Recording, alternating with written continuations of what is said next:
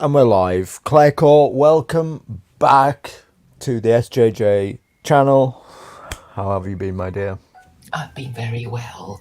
I've just remembered what I've got to do now, which is to practice a song from West Side Story that goes, I want to be in America. I want to be in America, etc. I just got the link. I was thinking, what the heck? But yes, I'm going to America in now. What is it? 5? Is it 5 days time? Saturday, Sunday, Monday, Tuesday. On Wednesday morning AM, I'll be on the plane. Very exciting. I'm flying on a jet plane. Then you don't know that one. Is that I don't who's that? know when I'll be home again. But I Something like do. that. It's an old song anyway. Yes. Unfortunately, I do. It will be July the 4th when I'm home again. On the 4th of July. Yes. So, And which while you're is in America, you are spreading the message of secular Quranism. Thank you, SJJ. I have an absolutely, emissary. absolutely not. Just to be clear for the border services listening to this, I'm not traveling to America to spread a political message. I'm just going for a vacation. You don't need to stop me at the airport and hold me for 5 hours and question me. There's nothing untoward going on here. Or will you tell us which state you're visiting, or are you a bit nervous of that? No, I'm happy to be fully upfront. I am traveling to Las Vegas in Nevada. So, Where there are licensed brothels. so tell me about this then. I don't know anything about this, of course, and I won't be partaking either way. But are you telling me it's legal? Yes, it's actually legal. There's a list of brothels. I mean, only Nevada has licensed brothels. It is illegal everywhere else Wow. in America, I think. I mean, Right. the Well, European position is also a bit confused in that it's and not, you know, it's not legal in the UK. Prostitution is legal, but not brothel keeping. But in Amsterdam prostitution. and Germany, brothel keeping is can be licensed. I get it. Oh, so I guess what you're saying is the difference is that in Europe they won't maybe arrest the prostitute, but they would arrest the pimp. But in America, basically pimping, owning a business, and having prostitutes is legal. Is it in Nevada? That's what you're Yes, saying, right? so I mean, they don't call it pimping. I mean, you can get into trouble. I did look into this some years ago. Um, so while you are allowed to be a prostitute and make home visits and whatever, you can't run a brothel, and anyone, there, you can call it a receptionist or whatever. I mean, just to, protect the prostitute, if a customer turns nasty, that becomes running a brothel, and that is, you know, a criminal offence. So it seems that the idea is to um, endanger the lives of, sex workers, and in Norway, there's an even more confused position, which I sort of noticed in a hotel in Norway. It was just something really complicated, but basically it's sort of saying it's legal for the prostitute to prostitute herself, but not possibly not legal for the punter to pay her. Interesting. So that is punishing the person seeking it out rather than the lady offering the service, huh? Yeah, and I think you here think, in the UK it's both, isn't it? You can well, I mean, well, in both can theory, be done. well, you are.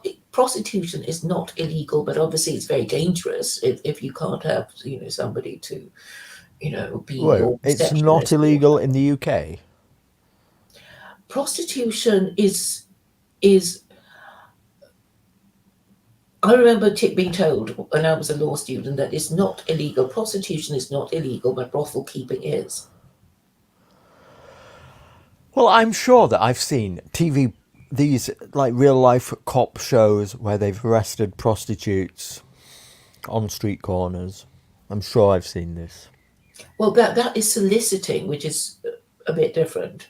So if you're standing around a street corner saying, "Fancy a good time, big boy," that's soliciting. Okay, and that's a different thing, is it? So, but how do you get business otherwise without Well, soliciting? I guess through personal ads, home visits, very dangerous, that kind of thing. But Okay. I think that it is the matriarchy that wants to keep the position confused, because basically, if men knew that fornication in red light districts was legal, that they wouldn't mess around with trying to, chat up women. They just sort of go for the sure thing. They pay and they get the sex, the service. Well, While I wouldn't. I wouldn't. So, and I'm a red-blooded male. I'm not interested in it at all. If I suppose you think, I've got a six pack. I'm quite good looking. If I made a bit of an effort, I can probably persuade some woman to, yeah, uh, maybe. yeah. But maybe if were What short you're and saying is that ugly, there's a class of male out there that has no other options, and so yeah, they're shy or they yeah. stutter or they're just, obviously poor and stupid, that kind of thing. To be absolutely clear to SB in the chat, I am not going to Las Vegas for sex at all. Not at all. I didn't bring this topic up. Trust Claire Core to come in here and start talking after we've not spoken for like a month, all about prostitution and brothels. I mean, God forbid. I thought that we'd start talking about your holiday nice and early, so. Well, this isn't going to be a part of it at all. I'm not interested. It sounds seedy. It sounds grubby. I don't like it. We This. just want you to tell us about it. Like you told us about your bad date. What you're suggesting that I go and visit a brothel for the content? Is that what you're suggesting? Yes, yes, In order to make, obviously. in order to make a YouTube video about it. Oh my god! Yes, we'd all be agog. Right. Yeah. Well, no, So it's not going we to hope happen. you'll Absolutely not. consider it because it might be very educational. Absolutely not. Absolutely not. No, I'm not interested. I mean, God forbid. If I can't go without for 2 weeks, then there's something fucking wrong. I can just have a wank while I'm there. I'm sure. Okay, so it would be Okay, I'm just absolutely saying I fine. would if I were you, if I were a bloke, I'd do it just once. Okay. Well, that's you, of course. That's you, Claire. But anyway, yeah, I'm not going to be doing that. I didn't know anything about it until Claire brought it up. I hope it's not like just open on the streets or something. I hope that like there aren't big, giant brothels, and it's not like this isn't the vision of Las Vegas that I had in my mind. Anyway, that it's going to Well, be like the there are red the light district, casinos. casinos. Yep, gambling, drinking. I imagine. And maybe a visit to the Grand Canyon. This is possible. Yep, this is possible. It's it's only a short distance away. I And think you you can fly see the over Hoover it in. Dam as part of the thing, Yeah, yeah, part of the trip. yeah. I mean, Wikipedia has a list of brothels in Nevada. Great, amazing. Yeah. Well, I won't be visiting them anyway. So, have you ever been? By the way, have you ever been to America? Yeah. I've been to Las Where did you? Vegas. I've been. Oh, you've been That to was Vegas. When did you go? yes. Um, well, Las Vegas itself. No, when? I can't When? How remember which long ago? hotel we stayed in now. How long ago? That was, I think, in 2006. Okay, it's almost 20 years ago. Gosh, yes. Time flies. And what did you do while you were there? There were lots of shows. My aunt was basically a bit of a gambler, so she got all the special deals for all the shows that she couldn't be bothered to see. So she passed all the Right. free tickets to us. I remember that. Mm. And yeah, we went to the Grand Canyon and we saw the Hoover Dam and saw the shows. Yeah. It was very hot. It was very hot, and I do Yeah. particularly remember just walking in the desert on the street, and then a coach just stopped by us, and then the door was opened, and there was this blast of cool air, and there was this really sexy male voice saying, "Come on in, it's hot outside."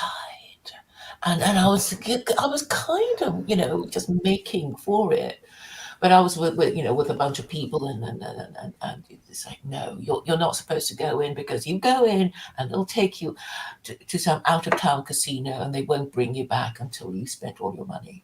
So don't do that. But yeah, the coach had pictures of semi naked women and that kind of thing to make you want to This. go in.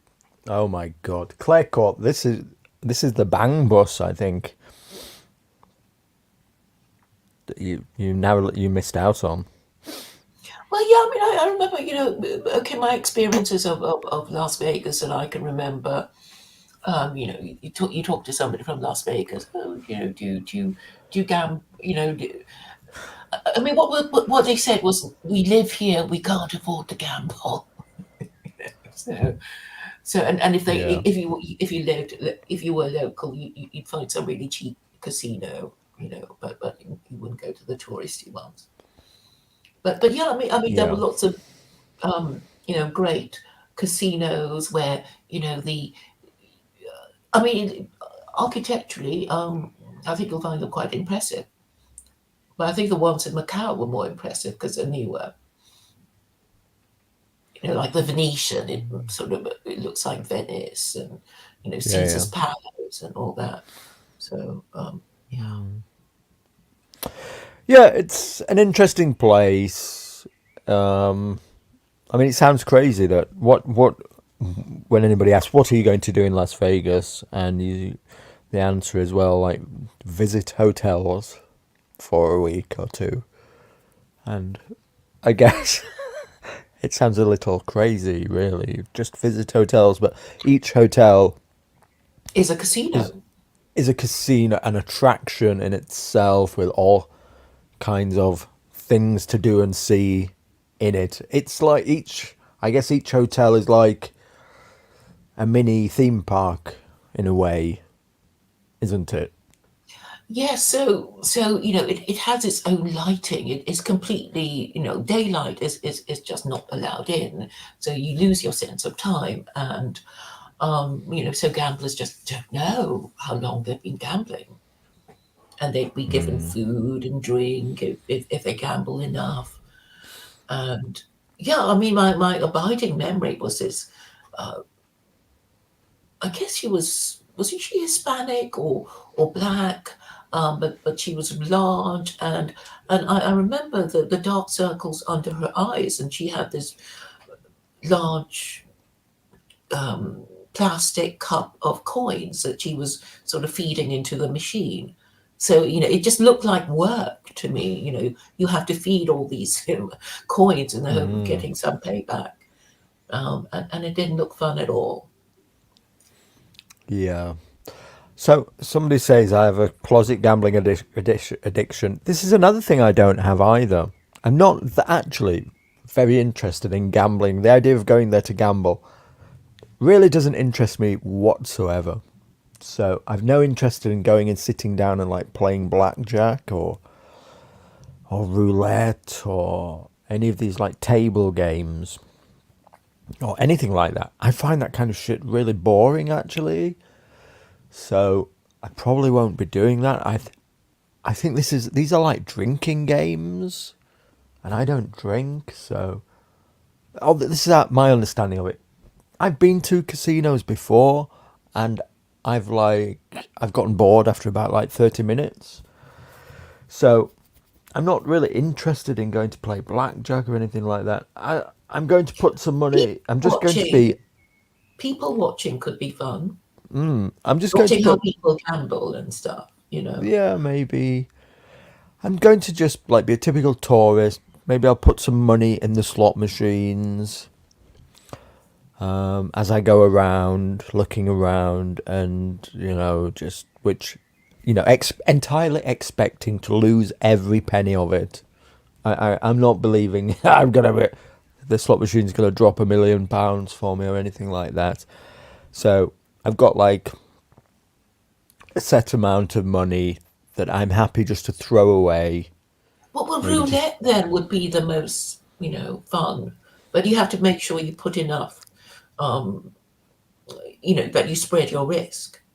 well, this is why I don't like those games because it's low payout. So you have to gamble a lot to win a lot, and I can't do that. Mm, I'd have that kind of money. So like at the best, you can win your bet back really, or I think on blackjack it's like 3-2 if you hit blackjack. These are not odds that are life changing amounts of money, and you generally your bets are losing bets like around 50% of the time anyway. That sucks.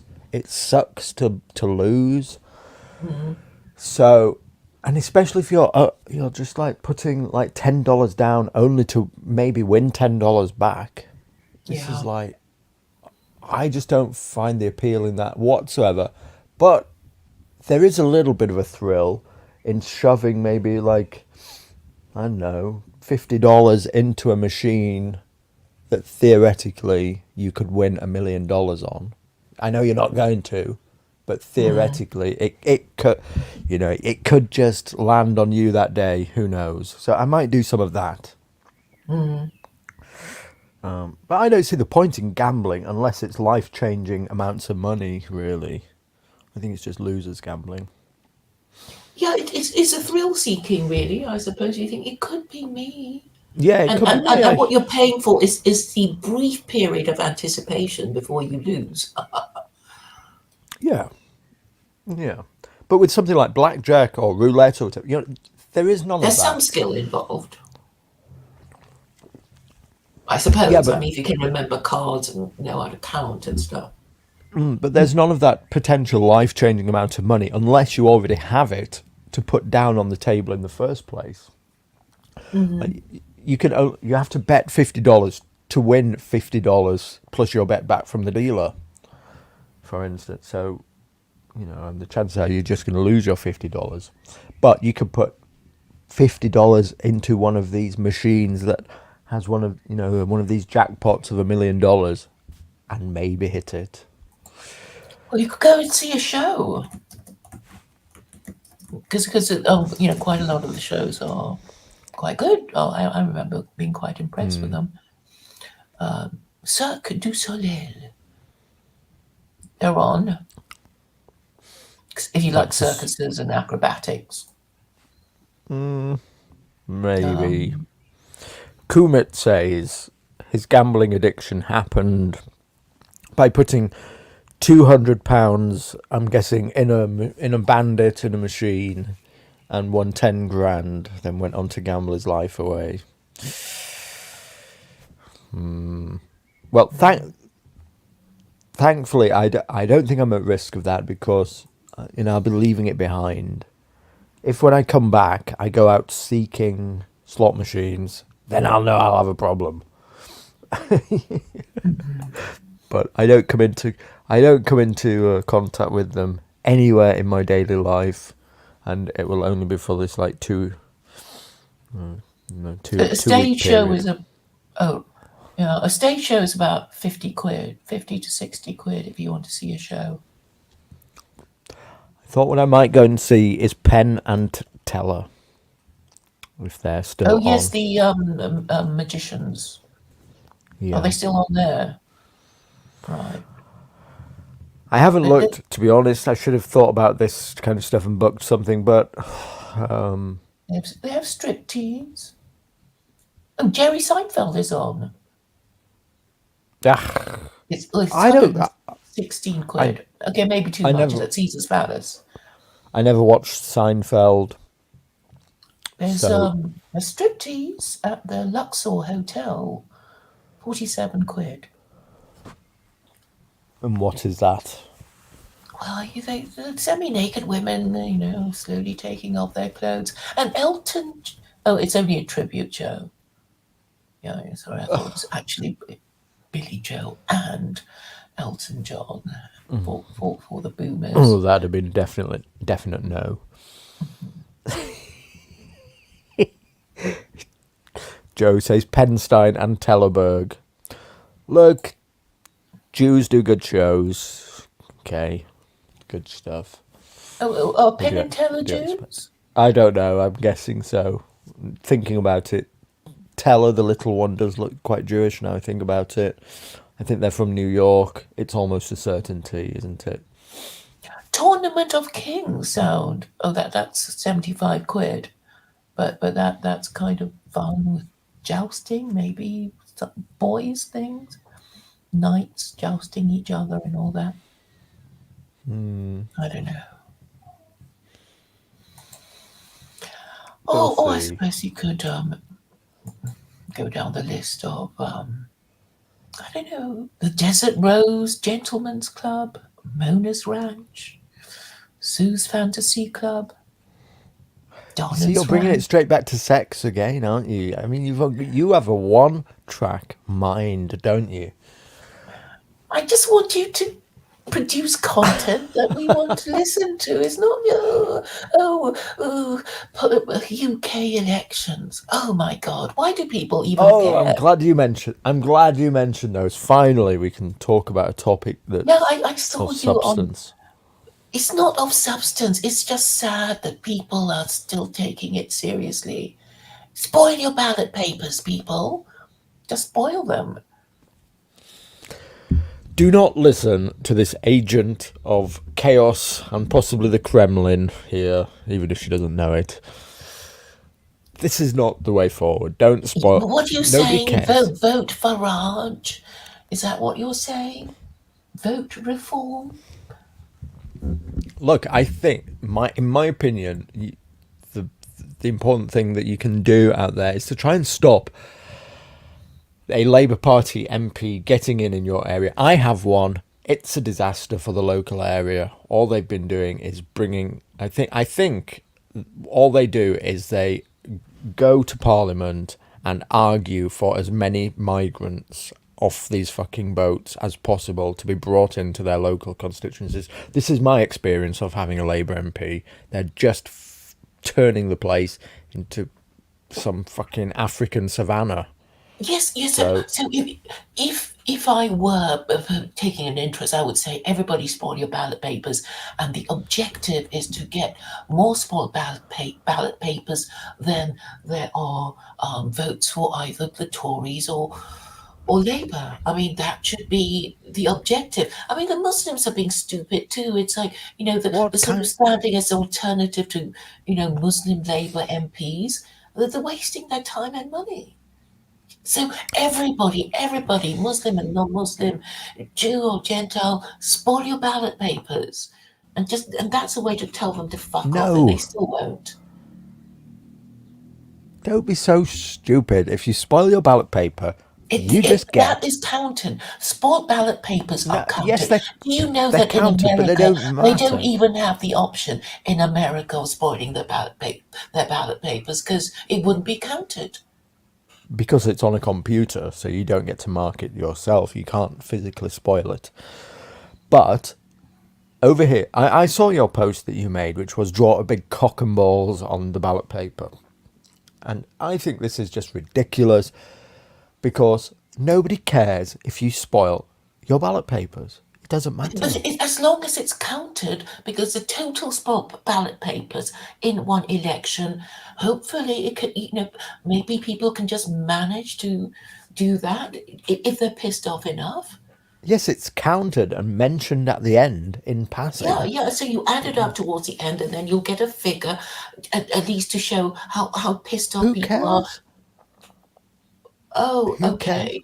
It doesn't matter What whether would be the Labour win outcome? or Tories win. It's the same thing because the policies are the same.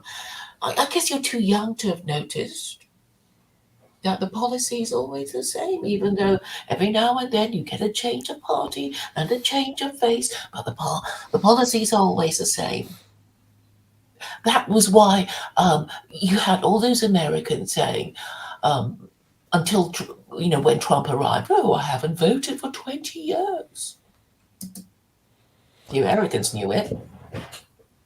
Look, there's a lot to be said about that and the state of politics as it is, but the fact remains that The spoiling carrot your has been ballot dangled in paper. front of you, and you just have to keep going for it. No, if you want to, it achieves nothing spoiling your ballot paper. They elect somebody anyway, Claire. Yes, I know, but at least people who are pissed off with the whole thing can at least be counted as none of the above people. Yes, but it doesn't matter. They still elect the one with the most votes on the day, and Yeah, and nobody it will wouldn't matter. remember It that wouldn't they matter were. if it was either Tory or Labour because the policies are the same. So I don't know why you guys are just so invested in it being, Labour or Tory. So in the case of reform, are you Well, saying do you have a reform candidate in? Because I'm not. yes. Before I Okay. go, I'm going to do a video showing everybody how they can go and find see who is standing in their own areas. I believe that reform is standing everywhere. Look, my position is this. The Labour Party are going to win. They're going to win big. Everything says that, unless something crazy happens in the next 3 weeks, like Keir Starmer stands up on stage and peels off his face, and underneath there's like a lizard breathing alien reptile or something, and he says, "Aha, I've been sent here to fool you all." Unless something like that happens, the Labour Party is set to win big. This means that many areas around the country who currently think they have it bad are going to get a Labour MP in their area and suddenly realise just how bad it could be, like my area has been for the last 10 years, which is just... honestly, I think my Labour MP just goes down to Westminster to... I think she drives a bus, and every week comes back with like 100 migrants. I think that's all she's doing. So I'm All warning like everybody that. around there that All this like that. Right. many areas are set to get fresh-faced, true believer Labour MPs like mine here, and you'll be sorry about it. If you think it's bad now, you just wait. Yeah. Well, I So mean, what's happening in America, and they don't even have a Labour Party, right? So there is no difference. Oh, okay. I've just seen something that might be. I've heard of Dita Von Teese. Maybe you'll try and see her. It's only 50 quid. Queen of what's that? Burlesque. Okay, you just it's only 50 quid, so it's perfect. So I'll consider it. all right. I'll consider it.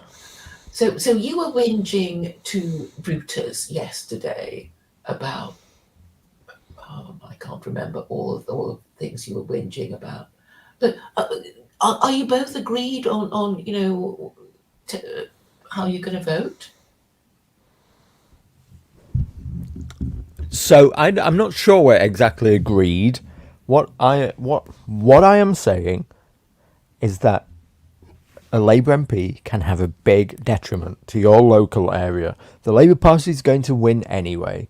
I think at all costs you should be invested in your area in trying to stop yourself getting a Labour MP. There's many of you listening right now who don't have one. You will have something other than a Labour MP in your area, you're going to get one. Okay, almost certainly at this election, and then you'll find out. So be invested in voting tactically in your local area for whichever other candidate is most likely to prevent that from happening. And some of you will have the chance of doing that if you all coalesce your vote on the most likely candidate and watch that going down into the election. We've got 3 weeks to go. For some areas right down in the deep south and in the southwest of England and southern seats, it's still going. You don't want to hear this, but that is still going to be a Tory candidate. Vote for it. Don't get a Labour MP in. In other areas, it may now be a Reform candidate. Watch for it and try to avoid getting yourselves a Labour MP, for goodness sake. Unless you want the migrant bus voting. coming once a week, like my MP drives. That's my speech. So Richard Crook says, "I make sense." Thank you. And spoiling your ballot does nothing to help that, Claire, does it? That just allows the emergent party Yes, to it get would. in. It would delegitimize the whole exercise of voting, and just disgrace the parties if it were possible to have more small ballot papers than there are votes for either Tory or Labour. Then they would have to, fuck off or think about fucking off. So what about your constituency? I'm sure you do. Do you have a currently a Labour MP already? No, I don't have a Labour MP. You don't have. So you're in danger of getting one. No, I'm not. You're not. Okay. Okay. Well, you think that, but if they're going to get fucking 500 seats out of 651, everybody's in danger of getting one. I hope you can feel. I don't think people will just be so pissed off that they will either vote for they'll either vote for Reform or what was Galloway's party again? The Workers' Party. Right. Basically Hamas. I mean, and the Muslims will have their own, independent party people. So that's it, I guess. But I mean, the policies will be the same because there is this incentive. It's like, we'll bring them in and we'll give them passports and they'll be voting for us, for their lifetimes. And that's, that's their model. Bring them in, give them passports, and they'll be voting Labour for the rest of their lives. It's crazy how this election has turned into an argument. I made some video. I looked at this problem of immigration. I tried to look at it in a dispassionate way, and ask myself, what is the charitable case for the Conservatives having fucked this up, if they weren't meaning to do it? What is it? And I sat down and I said, look, there's been this series of events that have really caused a problem, and it really was Brexit, and then it was COVID, and then it was the Ukraine war, and this has been a series of, I call them black swan events. People disagree with this about the true nature of them, but like real destabilizing events that cause paralysis in British politics and also various political crises. So the charitable case is that mass migration is an emergent phenomenon in like this last decade. Every country around the world is faced with it. I think it's also like a modern phenomenon. Basically, it coincides with the smartphone becoming available to everybody. Suddenly, everybody around the world, from around like 2013, 2014 onwards, had access to a smartphone with the internet in their pocket. And for the first time, everybody became, like fully abreast of information and were aware of things and able to like look at other countries, other places, and plan things and have access to do things. And so it's an emergent phenomenon. And then we have these series of political crises mismanaged by the Conservative Party very badly, and migration has just gone through the roof. But we've come out of COVID-19 and the Ukraine crisis, and Rishi Sunak. I can't believe I'm making the case for it, but I'm trying my best. And Rishi Sunak has, in the last year, actually attempted to tackle the problem. Yes, it's in some Civnat light, cookie way. It's not enough. It's far from good. But at least he was pointing at the problem and saying, judge me upon it. I'm going to do the Rwanda thing. I'm going to raise the thresholds on wages. I'm going to stop dependents coming. Migration is too high. Judge me on it. And right when we have somebody doing this, and plus it's with a brown face, so he can't be called a racist, just when he's doing that, we're booting him out the door, and we're going to replace him with like a crypto Trotskyist in the form of Keir Starmer. An absolutely cunning, devilishly cunning. No, he's just being a neocon. They have to be neocon to be. Yes, of course he is. He's going to send you all to Ukraine. But if he doesn't, the Tory Prime Minister would. It's so obvious. It's like, you have to be neocon. Just try to regurgitate, or try not to regurgitate the Kremlin propaganda that you just fucking swallow, hook, line, and sinker.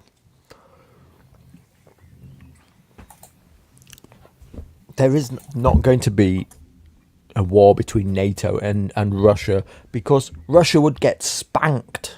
They don't want a war with Russia. They get their fucking arses wrecked, Claire. They're already winning the war. No, they're not. Okay, we're not going to argue about it, because then you'll be talking about strategy and all the boring stuff. Carry on with your election thingy. Sorry to have interrupted. I think I made my point. I did a series of videos. I gave up on doing it, attempting to convince people that maybe we should just give the Conservative Party 5 more years, due to what I consider is like the real threat of bringing in this Keir Starmer party right now.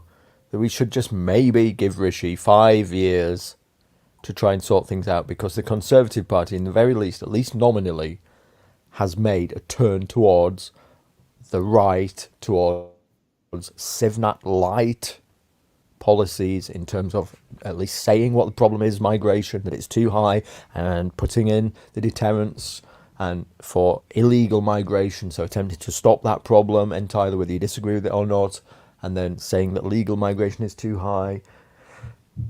Is that at least the problem has been talked about and named and whatever. But it's not going to happen now. We are going to get the Keir Starmer government. It's too late for that.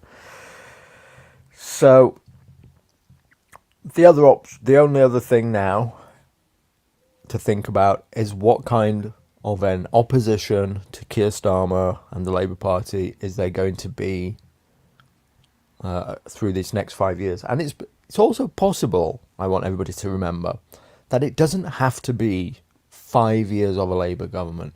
They could fuck this up royally very quickly, to the point where, for whatever reason, another election is called. It doesn't have to be every 5 years. Something could happen that causes a crisis.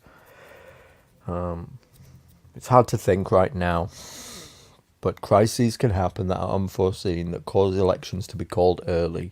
For instance, there was like the Brexit thing, the Brexit debacle. David Cameron got elected in 2015. He agreed to do Brexit. They lost it, and then he resigned. Ended up with Theresa May, and she ended up calling an election after getting, after to try and get a mandate for Brexit. So she called one in 2017.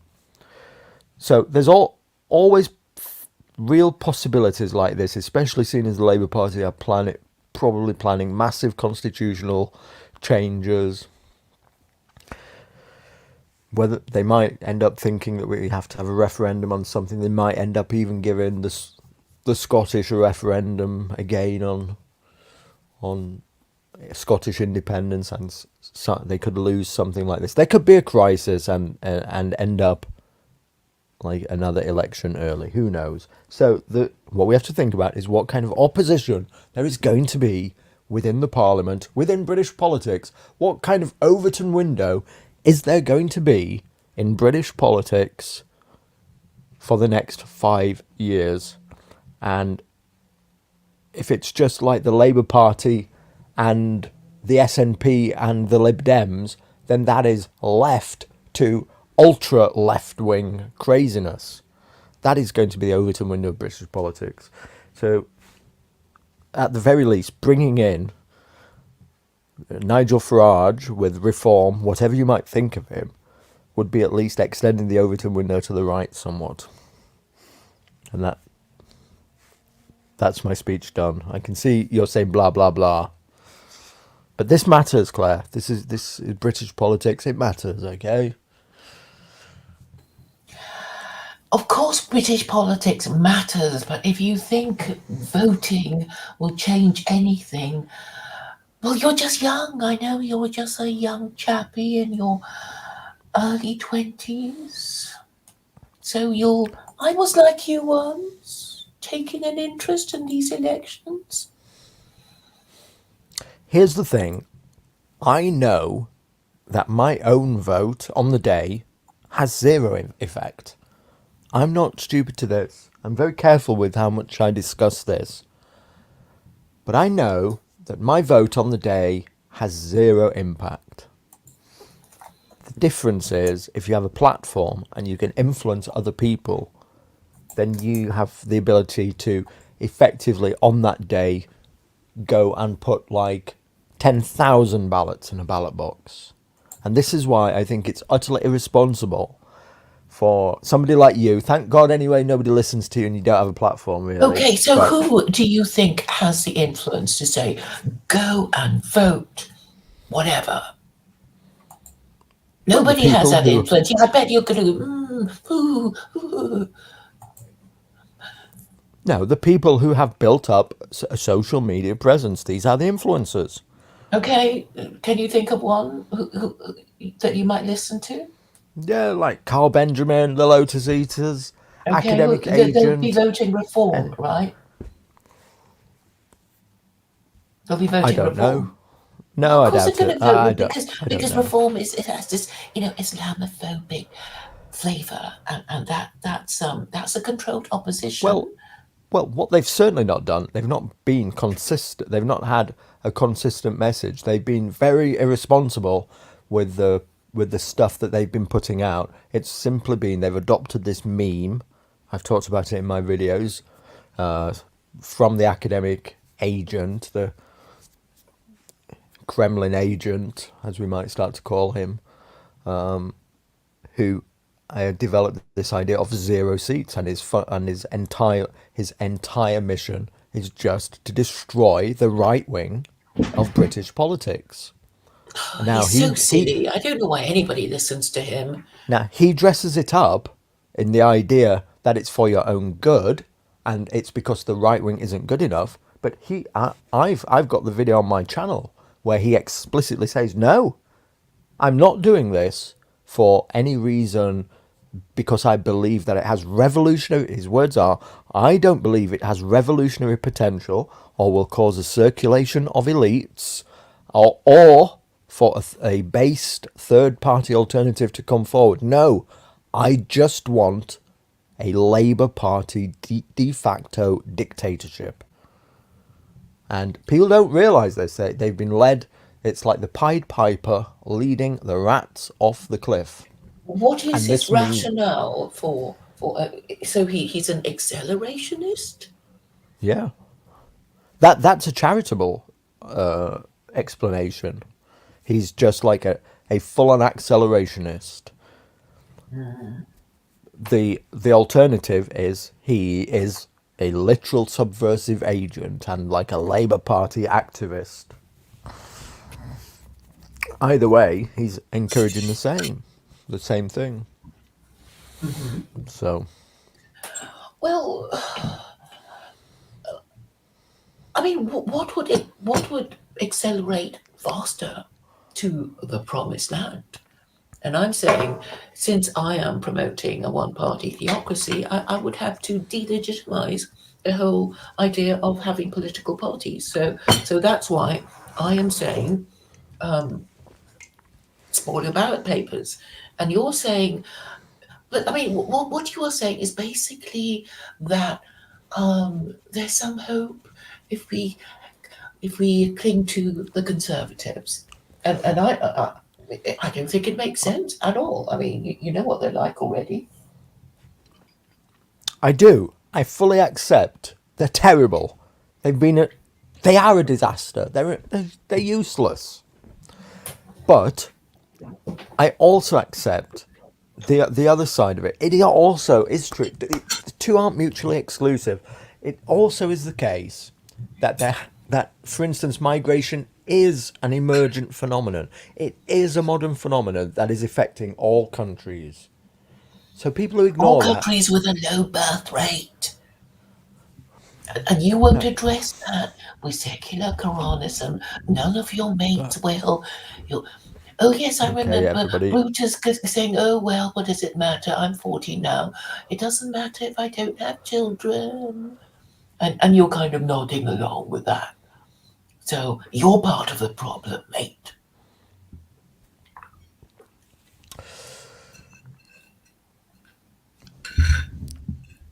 I don't even know what I was That's why saying now. you're You just rearranging completely destroyed the my deck train of thought. chairs. That's what you're doing. You're just rearranging the deck chairs of the Titanic. So look, my point is, right, that the Conservative Party, yes, have been extremely bad at managing everything. They are useless. They are a terrible party. Okay, they have been bad. But I think I watched an interview with Tony Abbott, the former Prime Minister, is it Prime Minister? Yes, of Australia. The Australia. one who stopped the boats.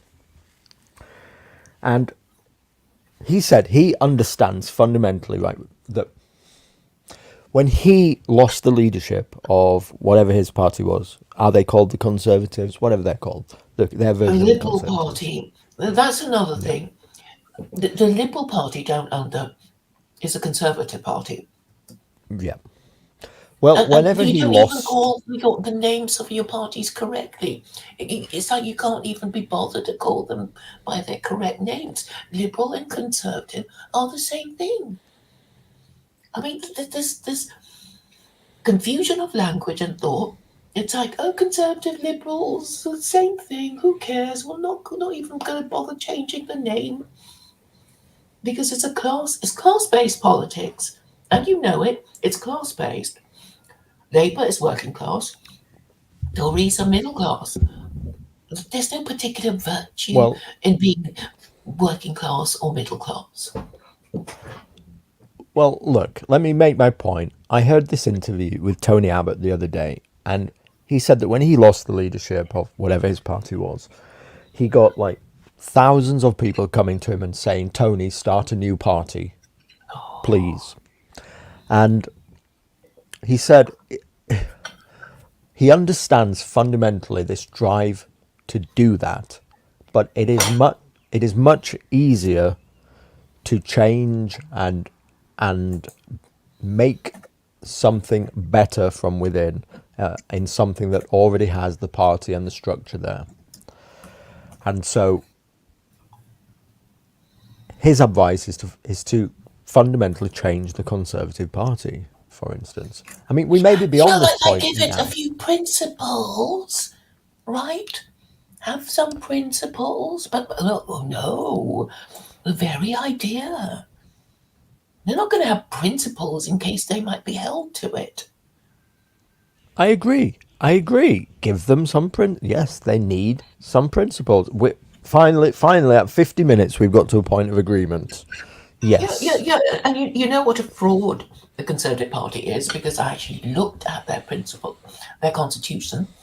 It even refers to the principles of the Conservative Party, but there are none to be found. It's such a complete fraud, and you guys, you just keep want to carry on voting. And at least the Well, Chinese Communist Party has this idea of looking after the people. ugh, Yeah, I mean, read their constitution, and it actually means something. But for the constitution of the Labour Party, I mean, after Clause 4 went, well, it's gone. I mean, is socialism is this it has just been kicked out of the Labour is Party. is this the same Chinese Communist Party that was responsible for like 50 million deaths of its own people? Well, there was a civil war, so what do you expect? There was a civil war. Expect a few deaths. Well, well, spoken like with true Asian mentality, there, I guess. Just being Well, able to Stalin said, one overlook death is a mass tragedy, murder. a million is a statistic. So, are you going to say that Stalin was a bit Chinese? I think Stalin wasn't a patch on Mao, really, to be fair.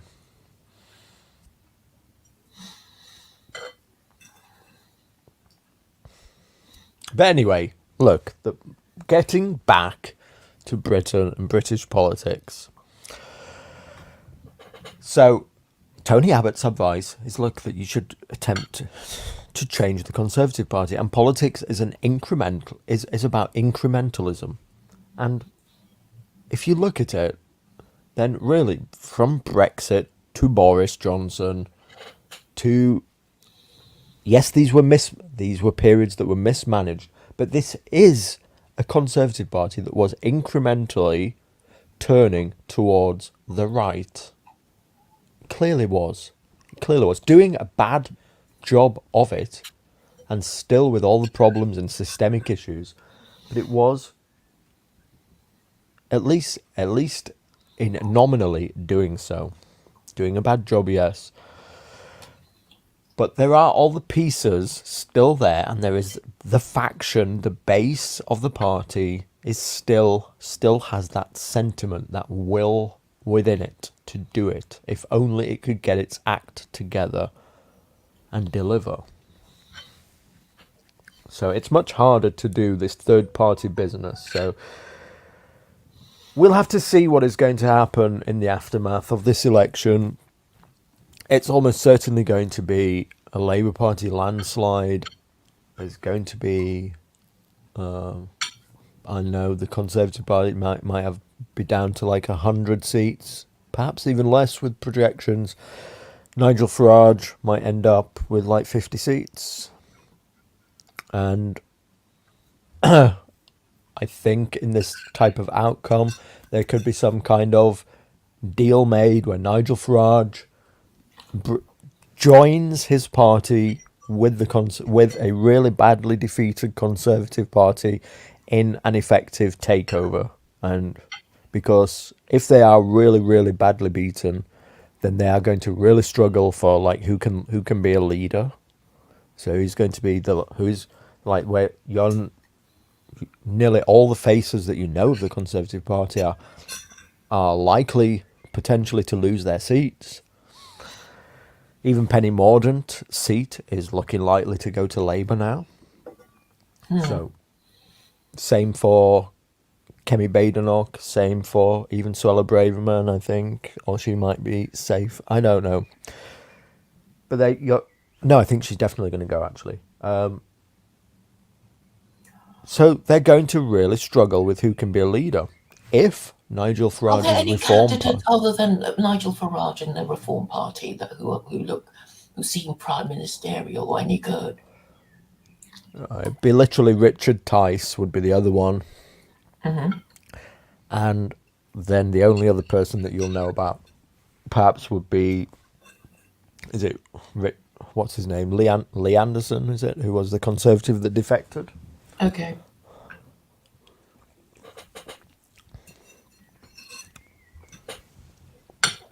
Yes, there's some Malaysian Chinese woman in Birmingham who's also a candidate for reform.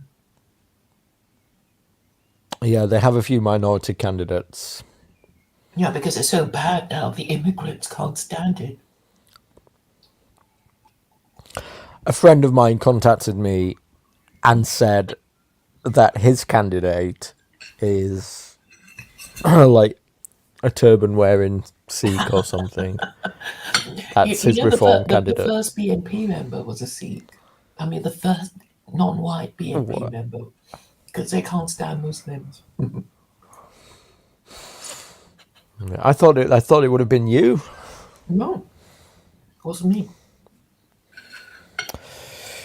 It wasn't me. How are your noodles anyway? They're lovely, but they're not noodles. What are you eating? I'm actually not sure, but it's very nice and quite hot. Oh my god. It's quite exotic. How do you Asian people eat things that you don't know what it is? Well, This is the other thing I can't stand about Asian countries. It's just bowls of water with things floating in it. What the fuck is it? it's just some vegetable soup with tofu. Oh my god. I mean, do we know? They put all kinds of weird things in our food now, ultra processed, and they call it, don't they? Yeah. Did you If ever any, see a if movie called Soylent Green? No, I've not seen it. Do you know the story? I don't know it. No. I forget. Charlton Heston is a hero, and basically, he plays somebody in a dystopian 2020 where there's just so many people they have to be scooped up periodically to clear the streets. And a packet of rice costs $20, something like that. And there is euthanasia, and we're already there. And and yeah, and Soylent Green is people. It gave me nightmares after I What? saw So they're it. making food out of people? Yes. Oh right. Okay. Yeah, I've heard the meme of Soylent, but I don't know what it is. Let me just answer a couple of questions here in the chat. Elliot Blatt didn't listen from the beginning. No, I'm not in Las Vegas until I will be there in 5 days. It's 5 days. I'll be there next Wednesday. And Harry the Hammered asks, "Am I still in the queue?" Yes, I am. There we go. You're not missing much. Are you still in the cube? No. You left? Or did Months you get ago, I kicked just out? couldn't stand it. I just felt so depressed watching the mental illness and the spite and the, you know, atrocity videos of people being run over by trains and posts from, what's his name? Jack Starr, which was just literally gibberish. But Well, I don't think Jack Star's in there anymore. I don't think. It's usually just Amy and whatever his name is, the Polish guy, just talking back to each other, to be honest. And Lewis Wayne posting GNP. So that's really all it is. Yeah. I know it's good to keep these groups just so that you have the ability to contact people. This is one of the main things. If you leave groups and you haven't added people to your contacts list via Telegram, you suddenly realize, oh, I don't know how to contact X person anymore. So knowing where people are in groups and just like having them handy is a way to get in touch with people, I've found. Yes, if you get your channel mute or something. Yeah, there's that. But I encourage There's that. people to be themselves and say what they mean. It's very therapeutic, and I think it keeps people sane. And I believe if more people said what they really mean, using their real names, the stupid, evil, crazy people will go away, knowing that they are outnumbered. But since atheism makes cowards of you all, this isn't going to happen. They only understand numbers and power. Who are you, Harry the Hammered? I mean, I don't recognise your name as Harry the Hammered. I'm guessing you've changed it. Are you Grossly or what? What? I don't know who you are. Remind me. Or don't. I don't mind. Yeah, all these people I who think it's popped up Grossly. saying, "Remember me." It's like, no, I don't, and they've changed their names. They were Yeah, it's impossible if anonymous to somebody's checked. begin Oh, it's with. Grossly. All right. I've got it. I nailed him. Nailed him in one. Harry, well, I know how he feels, but I haven't deleted Telegram. Yeah, it's useful. It's useful, I find, just for But keeping in touch with Twitter people. is so much better. Well, Intelligent, professional, educated, graduates. sure. Look, I just don't put the effort into Twitter because I don't like going online and just like sticking my internal thoughts on the internet like, just I know I do this in video format, but the idea of just typing nonsense into Twitter and publishing it just seems so narcissistic. I just can't get into the flow of doing it. Every time when I'm writing something, I think, what the fuck am I doing with my life? What am I doing with my life that I am writing something for other people to read? And I'm like, ugh, Yeah, yeah. I don't. I can't stand people who say GM. It's like, GM? What's that? Some code word? It's just good morning. Fucking hell. Who cares?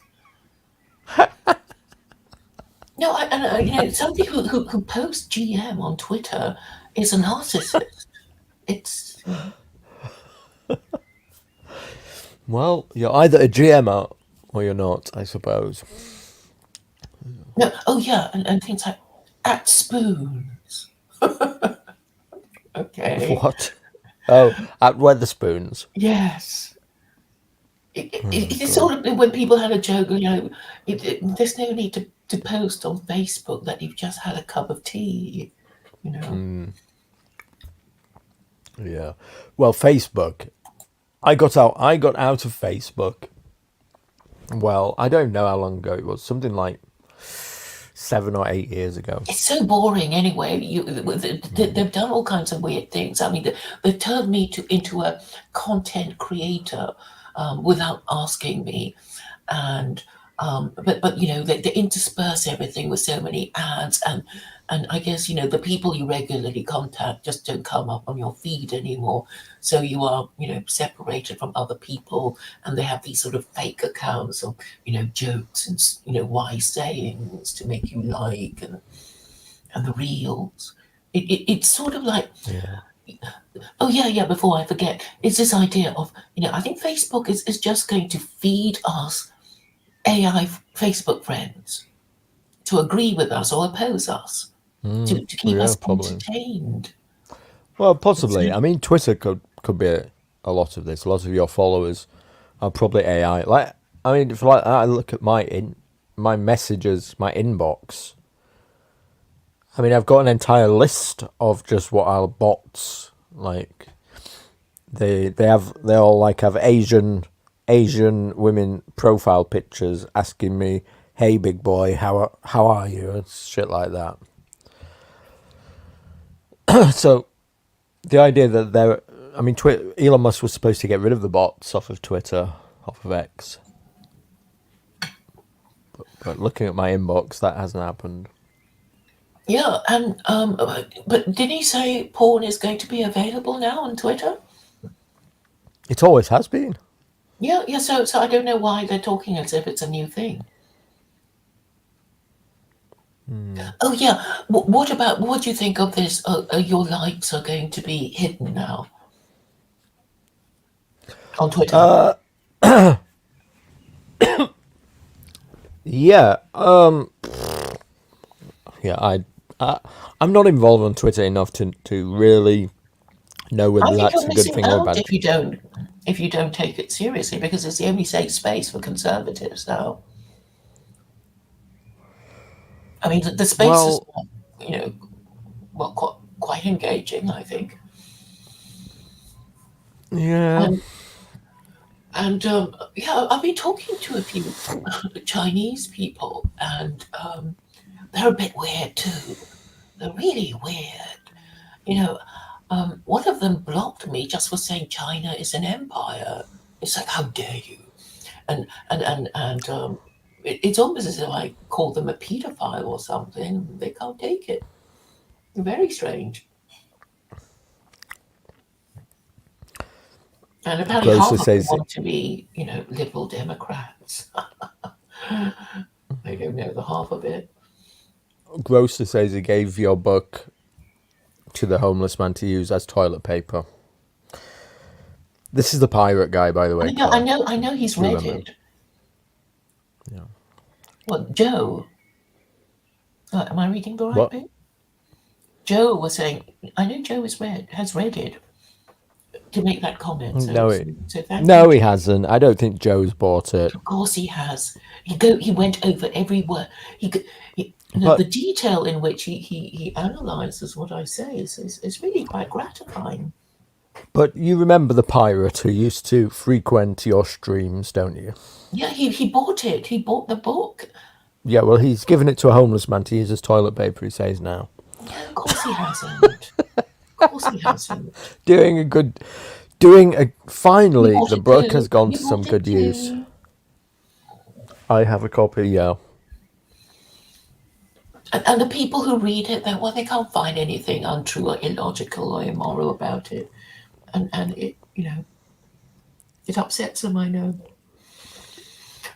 Yeah.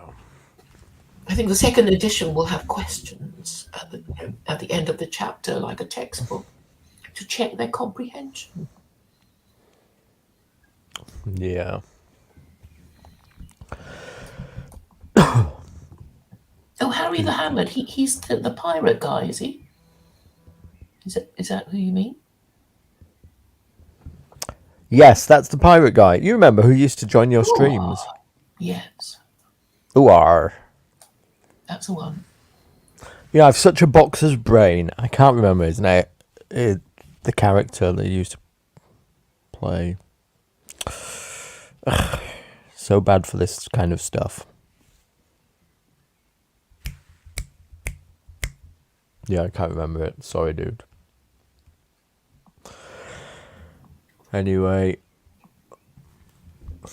So, what else, Claire? What else should we talk about?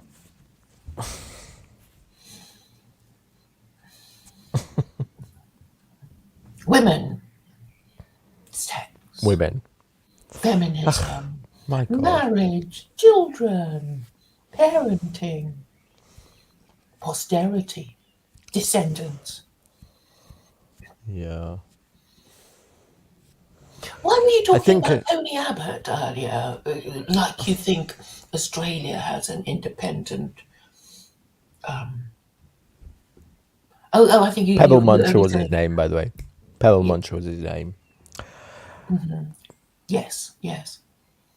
Yeah, I couldn't work out why you were talking about Tony Abbott of Australia because there's so many prime ministers. That it's like so many of them. But then who am I to talk when, we've also had a procession of, very short-lived prime ministers. Yes. Well, Tony Abbott famously stopped the boats. He came up with this policy that the anybody arriving by boat, because Australia had an illegal immigration problem from Indonesia, and they would come in small boats. And so it's a very similar situation to the one that we are experiencing here. And his policy was to turn the boats around, that the boats would not be allowed to land. And I think they took them to some place, some island off the coast of Australia or something. And yes, at first this was considered to be draconian. He was lambasted for it, you're a Nazi, this kind of stuff. But very quickly, it stopped the problem, because as soon as the word gets out that you're never going to, the journey, you're just not going to make it, you're going to be intercepted by the Australian Navy, then the boat stopped. So yes, you're a Nazi, you're the worst person in the world for like a couple of months, but then the phenomenon itself has stopped. So. But the Australians are still upset about their immigration and complaining about immigrant crime, aren't they? Well, that's because their legal immigration is crazy, and this is all basically from China and India now, isn't it? Well, I don't even know.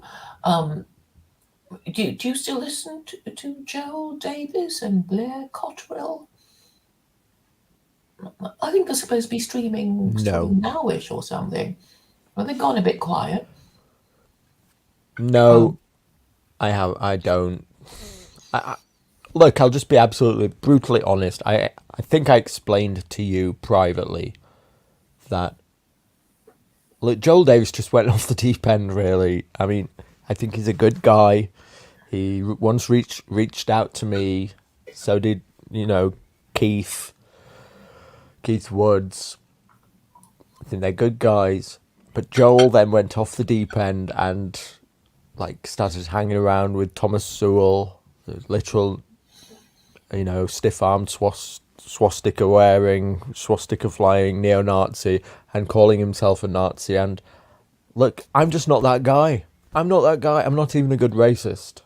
Like I say, I'm quite fond of, for instance, Asian people. I spent a year in Thailand, and I'm just not that guy anyway. So what's more, to get caught up or associated with that kind of stuff could be very, very dangerous for me. Yes, and everybody else too. I'm sure Sewell is some kind of agent provocateur. And well, it makes to sort of get everyone who could be interested, and then dox them all. Oh yeah, there was this video I was looking at. I was talking about Chinese people I've been talking to, but so there's this guy who's Catholic, and they've got this sort of strange kind of peculiarly Chinese Catholicism which goes back centuries, and so that there is. Well, anyway, he's sort of, saying he feels sorry for the West, and it's, sinking, and he's going to go home soon. And then he was talking about who are you? Who was? Sorry. Okay, this Chinese man that I met on Twitter who's Catholic.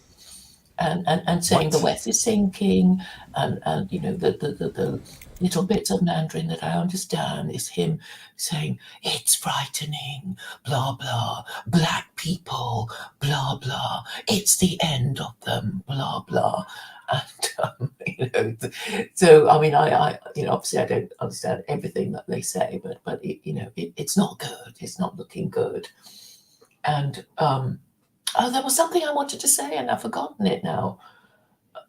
Sorry, it might come back. Where does this Chinese man live, did you say? He lives in the UK. Oh my god. He's Chinese, he's Catholic, and he's in the UK. I mean, what? Yeah, How yeah. did this? Oh, yeah, How yeah. did? He says things like, "Oh, Islam will save the West now," and a few people have said that, apart from me. And then I said, "Well, what are you guys going to do?" Because one of the other things he said is, "It's really bad in China.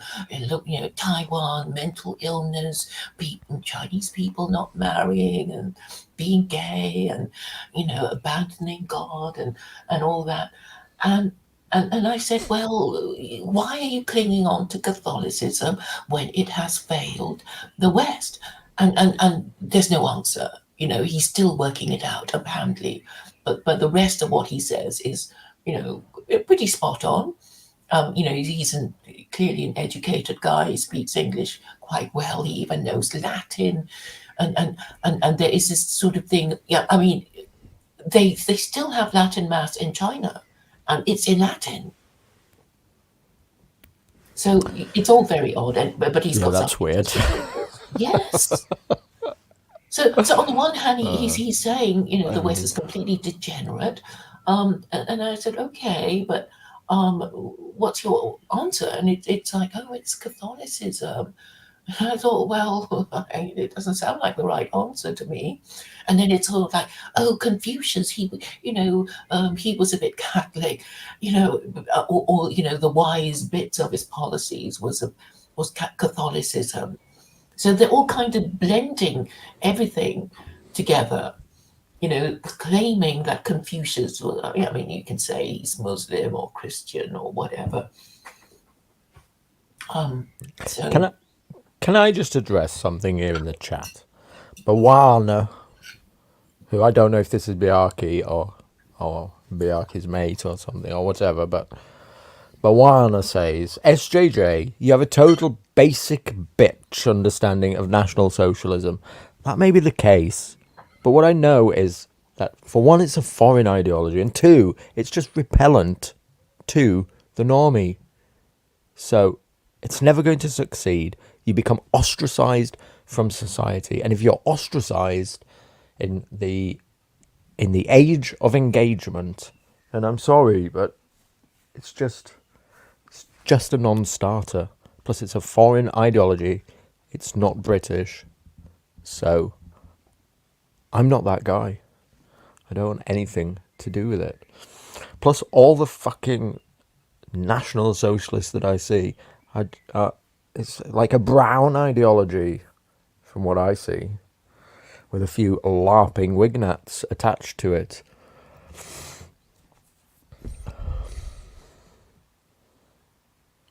We are in the age of engagement. That's right.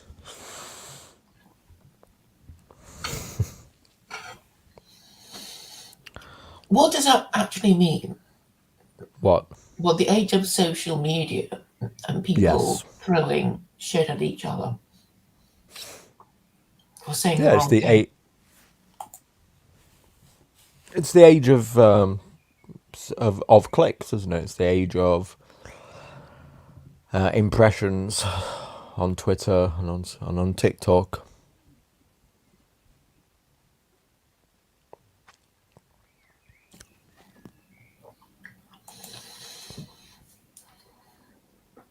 But people forget. There's so much of it. There's so much engagement. We don't remember who we're even talking to. No, I know, but what you have to understand is, look, we have to be real about this shit, and we have to stop LARPing. Okay, so you can go and LARP as a wizard. You can go and LARP as a Nazi. You can go and do whatever the fuck you want, and good luck to you. But you have to realise that this is utterly detached from real world efforts to change the political system. And if you're going to do something that will get you cancelled from like ever being able to engage in the system as it is, and anyone associated with you will get you cancelled and ostracized, and any organization that is associated with you ostracised, tarred, so much so that it is utterly repellent to the normie, to the average person that you wish to save. Even if you think that they are so wrong about that, if it is utterly repellent to them, then it's a no hope. There's no hope in it. Okay, Keith Woods did a post recently about this, about like the repellent nature of this kind of literal neo-Nazism in the modern age, whatever you might think of it. Even if you think that the people are wrong about this, and they've got it all wrong, and they just need to be red-pilled, and Adolf Hitler could be rehabilitated in the normie's mind. I mean, if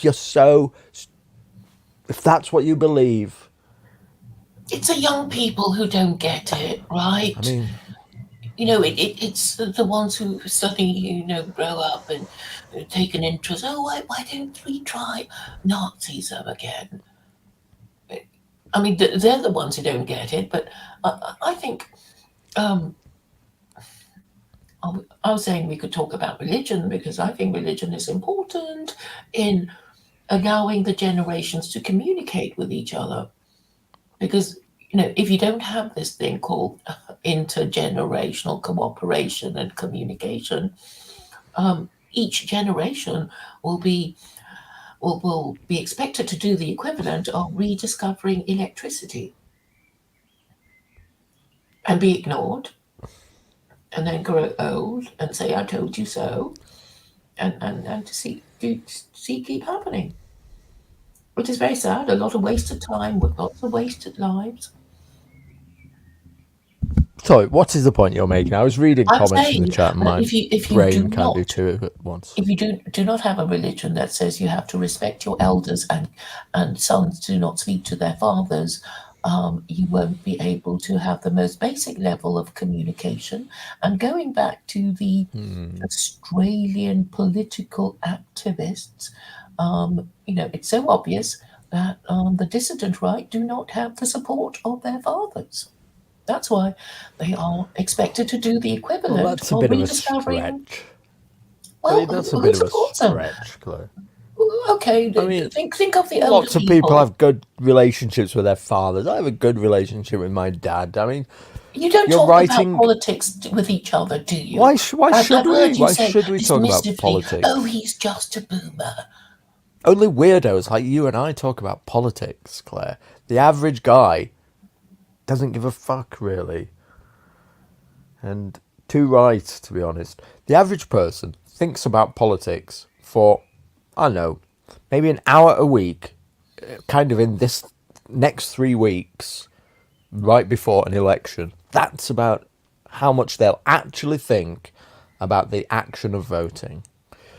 So the rest of the time, they're going around in their daily lives just kind of understanding, kind of in a passive way, Being the society and cattle like they are, the yes, effects feeding and of the watering. governance, the Yeah, effects of the just it governance was upon time them to in their say that the pocket. system is wrong. But weirdos like you and I talk about politics, but to talk Yeah, about because we politics know with your it dad matters. is And therefore we have to talk to ordinary people in a way that well, I think everybody should talk about politics and be encouraged to do that. But people just can't have a discussion without their Alex. minds or their heads exploding. Former secular Quranist Alex Woodrow says the dissident right are anti-white, usually, as they support Putin attacking innocent white people in Ukraine. Well done, Alex. Good, well done. And he's right about that. He's right about that. It's just stupid to talk about being anti-white and white and E. Michael Jones, made the point. I mean, when you use these words, you're just identifying yourself as, well, just somebody who thinks in terms of race, and therefore you're racist, and you're just going to get hammered. It's just silly to use these words. I think there's some point to what you're saying, but in terms of what Alex is saying, I don't know if I've had any influence on Alex, or if Alex just had these opinions to start with. I don't know, but interesting to see somebody from your neck of the woods saying this. The so-called white nationalist movement, though, has been infiltrated almost entirely by crypto communists that support Putin. Well, they're not even communists. They just see that the foreign policy of I, this country doesn't make any sense. And they can see that Putin at least is governing in the Russian national interest. And people oh, like you really? and You think people like Putin? Alex, you can't bear to think that this country has got everything wrong, including foreign policy. And that's why you take the attitude you take. Because you're I still think. young.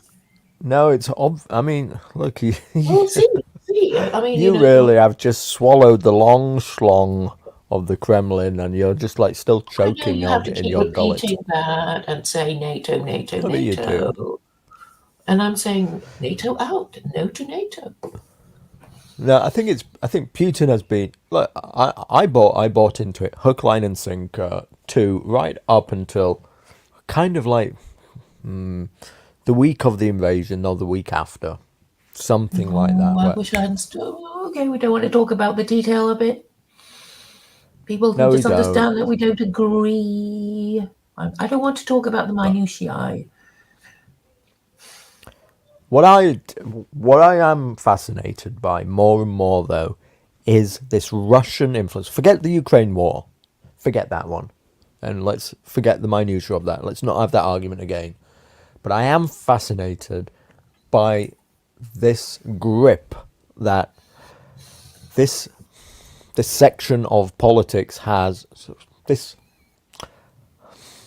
this arm of the dissident right, and perhaps even as far back as the original alt-right, how infected it was by essentially what was like Duginism, and probably literally active measures of out of the Kremlin. Dugin is not Base as radical as me. Dugin is still transfixed by the Christian do heritage of Russia. He's not even becoming, nobody in Russia is talking about becoming a one party state. So, at some level, they're still under the spell of liberal democracy, even though he pretends he hates it. As long as you have representative democracy, you have liberal democracy. And what they're Dugin still too wants. scared to kick it out. I admit I only have a surface level understanding of this, but what, from my understanding, what Dugin wants for Russia is very different to what he wants for the West, and it is basically is basically Eurasianism for Russia, with Russia at the head of it, but basically chinky Russian like supremacy of the world, and any use of active measures, basically by the Kremlin. Think like Yuri Bezmenov type stuff, in order to get it by destabilization of the West and of Western countries, and that means promoting anything that undermines Western hegemony at any cost. So, and They're not therefore, doing it. It is support for like dissident movements. It is support for the opposite of that. It's support for Black Lives Matter. Anything that destabilizes Not doing anything like that. the Western governments. If you read what Dugin says, he rejects the wokery. He says it's degenerate and For disgusting. Russia, for Russia, he does. No, I mean he says it and he gets other people to, who are thinking of joining BRICS to say that there's something wrong with the West, and he totally rejects this the degeneracy, and that it is the West who are being racist. So now the discourse is between civilizational states and nation states, which is us, right? And the fascism, the racism of the West. Yeah, he's an anti-fascist, is what he is. I think people use these words. I mean, okay, fascism, as far as I can understand it, it just means a desire for national unity, and the objective measure of it is usually, well, a fascist wants a one-party state.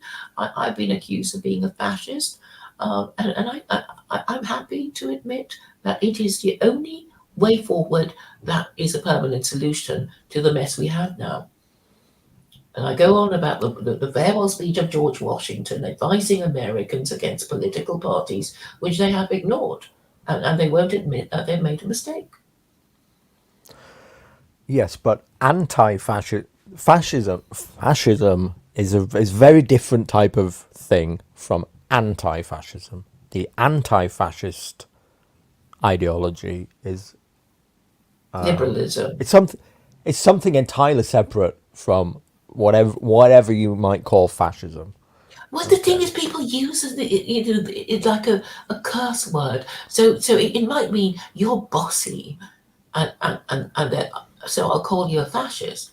And basically, the people who want a one party Um, state will be the communists, the fascists, the Nazis, right?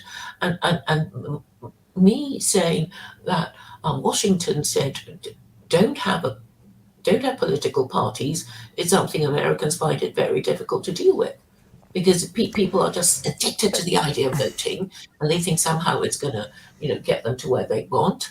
And you're not the only one. I know that the people who complain about the politics and the political system and they still want to carry on voting.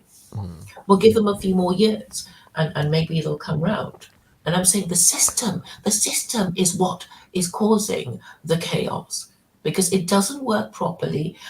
It's very inefficient, and nobody will admit it. Nobody will admit that they made a mistake all those generations ago in America.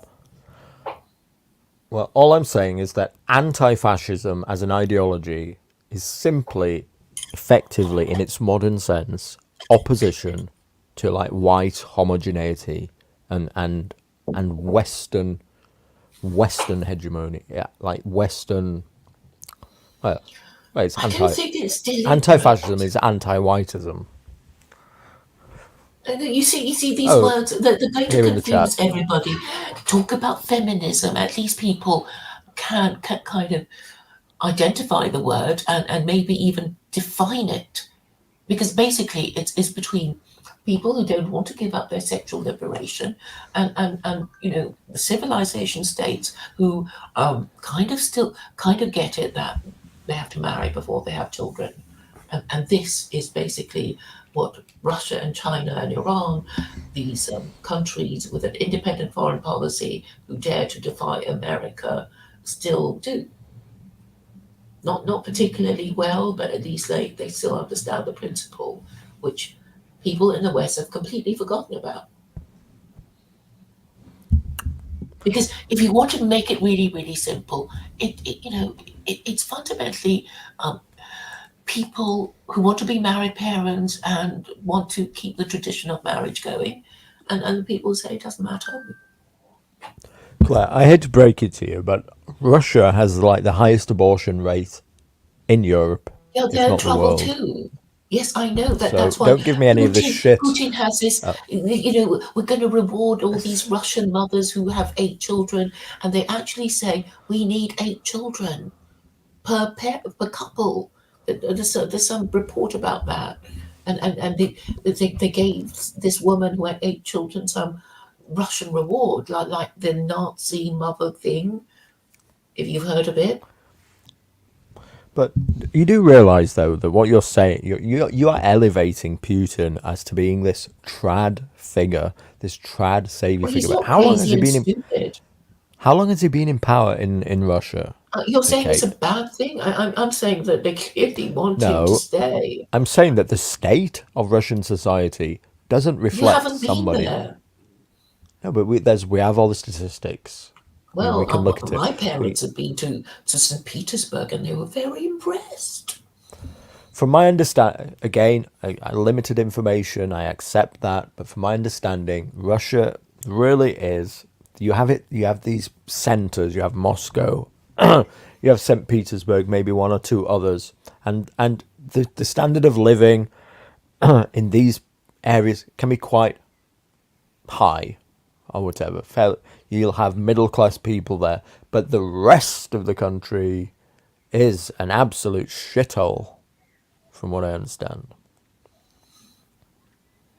Well, the point is, I think a lot of Westerners envy Russians for because of Putin, because at least they can see that Putin is doing stuff that is in the interest of the Russian people, while Well, a war wasn't Westerners, in the interests of them. A war wasn't, again, we'd have to go down this, but a war wasn't in the interest of Russia at all. The economy's done, the economy's wrecked by actually, the it. Russian economy is doing quite well.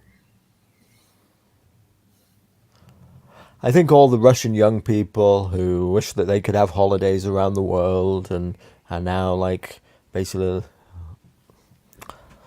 where can they go on holiday now? To China, maybe, Well, and that's China's it. full And of wonderful I think all places. these people, there's a massive demographic of people there who utterly regret what has been done, and the idea that he couldn't have foreseen all this is just ridiculous. And so it's not been good for Russia whatsoever.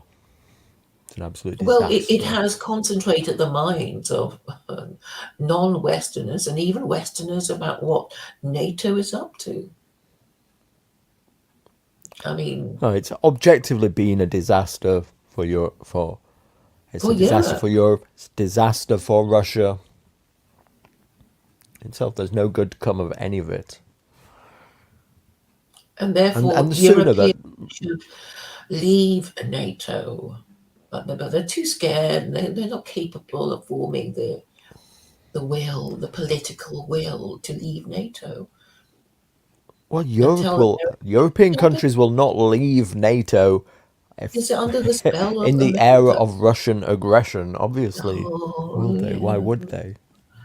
Why would they? Cheap energy would be nice. America is basically shooting itself in the foot with every move it makes and putting their shot foot into their mouths. It doesn't look like it. I mean, Well, we'll I'm see. We'll see fascinated what by you how think we of have Las utterly. Vegas, of America when you Yeah, I visit. guess we will. I guess we will. I think I'll be blown away by the impressive nature of it. I think it'll be like Well, I a mean, the landscape modern. will be Yeah. impressive, but I mean, I do hear Americans complaining about how they can't afford to take their children to McDonald's anymore. Yep. Yep. I And get how it. they can't afford to to go anywhere because they have shit public transport and have to drive and petrol's gasoline is what $5 now or something when it I was used to speaking be. to an American yesterday, and he said told me it was still something like $4 to the gallon, which doesn't sound bad at all. Yeah, but it used to be cheaper, which is why it's harder for them. And they do have to drive everywhere Yeah. because America hasn't invested in any kind of public transport. I mean, I just remember taking this bus to um, the the yeah missed the plane, missed the connection, and had to stay in Detroit, and so we visited the Ford, the red baton factory or something. But anyway, so we took the bus from the hotel, and I'm sure it was 90 minutes or something. It was just killing. The bus, because there's so few buses, and any bus that is going just goes Mm. around all the houses and whatever. So, yeah, I guess we're fortunate in Europe that, well, in the UK, that we have, pretty good public transport compared to the Americans. Well, I'll be honest. I never use it. I don't use public transport, so even here in the UK, so I hate it anyway. I mean, actually, let's take a look, Claire, at something I've got here. Let me pull this up here. This is what public transport is like now. I think this is in southern. I think this is in Ireland, so not necessarily in the UK, but very close It could be Northern Ireland, but I think it's Southern Ireland. Boys, I got on the bus. Every single fucking one of them. All weird and black. All of them from fucking wherever. It's the Every same single kind of bus, fucking one isn't of it? them. What the fuck is going on? It's the same kind of bus everywhere in the world, isn't it? Yeah, but we're not looking at the bus. Yeah, I'm looking at the people, and it's full of yeah. But I mean, I think it's worse when it's full of school children. That's when the real nightmare starts. You think a bus of school children is worse? Badly behaved school children. Yeah. Well, here's the thing. I'm not necessarily sure I can say what's wrong with that bus. But this is what public transport is like nowadays. Lack of investment in the infrastructure. What's the infrastructure got to do with it? Well, obviously, if you invest in public transport, then people will find it cheaper to go from A to B and more comfortable, and they'll use it and they'll commute and whatever. So one of the reasons why people can't, won't go back to the, 5-day week is because they can't afford the transport for their What commute. about let's take a look at a British street, shall we? Let's take a look at a British street and see if the problem that you identify in this one is also the infrastructure. Is it going to play? Yeah, I saw a recent picture of Ireland, Dublin, I think it was. Well, full of, well, it could be anywhere in the world, right? Oh, this one doesn't want to play. Yeah, I know you're going to show it's full of foreigners, and I know Nigel Farage was complaining that he was in a train and he couldn't hear anybody speaking English, and yeah, Yeah, basically that. So I can't show it, but yeah, but we get it. basically a scene from Bradford.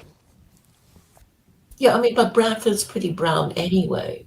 But actually, Bradford used to be a very prosperous city, because the Used to buildings are be. quite nice. Used Yeah, to the be. building, they're handsome, What handsome happened? buildings. What happened?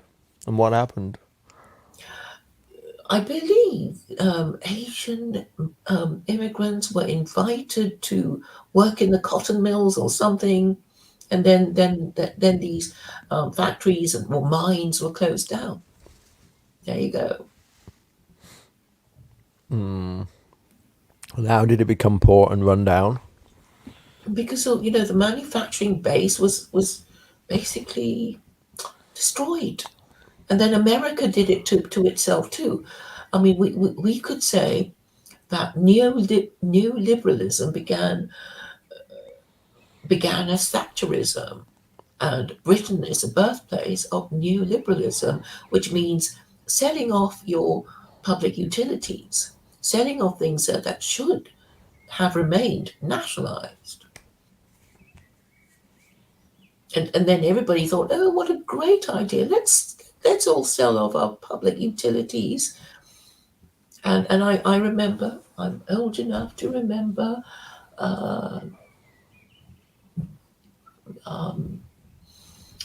Thatcher being told off by Harold Macmillan. I saw it. I saw the document, the clip of him accusing her of selling off the family silver, and then everybody ignoring him. Everybody ignoring Supermac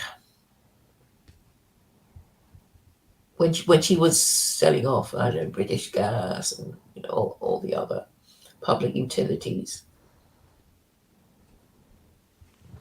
So Yeah. actually, a lot of things have to be fixed. They all have to be renationalized.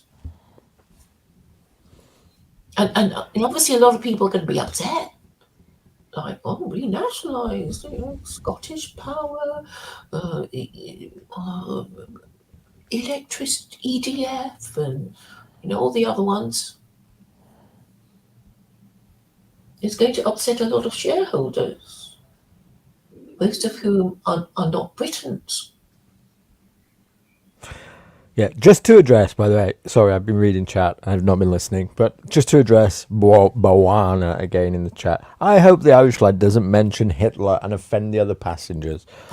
Well, the thing about that. Okay, what about Hitler's brown army anyway? Okay, No, I mean, Hitler's fucking brown Muslim armies. National Socialism has been synonymous with brown people from day one. It's fucking weird. It wasn't a fucking white savior thing that you think it was anyway. And you're all just LARPing. You're LARPing a century removed from it, okay? yeah, yeah, It's a and they century think, removed. It's not what you thought it was. if Hitler had won, they would, that there'd be no immigrants. But if you think back to the thousand-year right that he was going on about, he was obviously going on about the Roman Empire, and the Roman Empire was overrun by slaves, so much so that the plebeians of Rome had no purpose and had to be entertained with bread and circuses because for all the rich people with their you know big farms, it was just cheaper for them to use slave labor than to have to deal with actual Roman working, actual Roman plebeians, proletariat.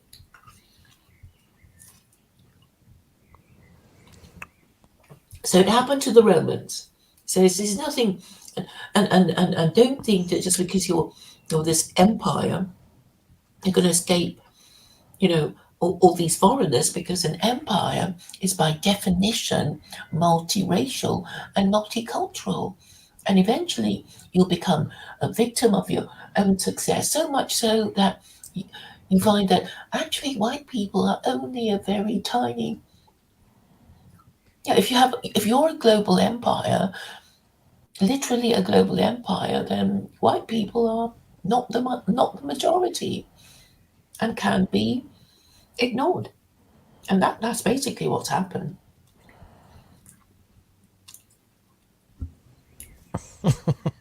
It is Typical I say SS soldier. a nature. It's a feature, not a glitch. Are you going to And to show be us one clear, of the Nazis doing their salah? The one praying. I think it's black and white, isn't it? Sean, to be clear, I'm not fawning over Asians at all, whatsoever. I don't do that either. I don't romance the other. I got out of that. I fell into that a little bit for a while. Is it this one, the 13th Waffen Mounted Division, all with their asses in the air? Yes. And then this one,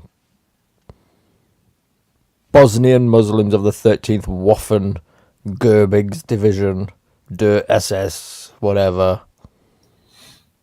Did you listen to E. Michael Jones? Based, how based, eh? Anyway, Do you listen to E. Michael Jones? I don't. I don't know You don't where like to find him? him. No, I find him very entertaining. I I mean, mean, really, he is the most accomplished intellectual in the whole of the dissident right, I would say. I can't do the Catholicism stuff, I've got to be honest. I mean, I don't buy your shit. I don't buy the other side of it either. I don't think that some kind of Christian nationalism is the way forward either. But that's just because, truly in my heart, I am like a cringe atheist. This is just what it is. I can't be anything other. I don't believe, so I can't pretend to do it. Yeah, but you can see the logic of it, can't you? That if you have laws, if you say, it's some a list of rules cooked up by somebody who will die, you'll say, well, after they're dead, well, we'll follow some other law. Now that the person who cooked them up is dead. I can see the utility in some religion. Now, the problem is, I can see the utility in religion as a binding force, as a maintainer of cultural values throughout the ages, these types of things. But the problem is, for one, that we just have to discount Islam from the start. You're not going to like this, but that's not ours because it's a foreign ideology and it is wrapped up in being brown. Okay, so to submit to Islam would be to turn brown. So, and for But us, it doesn't happen. You know of and no then, instance of any white convert turning brown when they convert to Islam. And if you don't, and white people will just get more and more degenerate. and to continue what I was going to say, and then the other side of it is that the various strains of Christianity have done fuck all, like you say, I agree with you, at saving these cultural values, at preserving these cultural values throughout the ages. For some reason, in like the last 100 or 50 to 75 years or so, we've just thrown them away down the toilet, and it has failed at preserving them.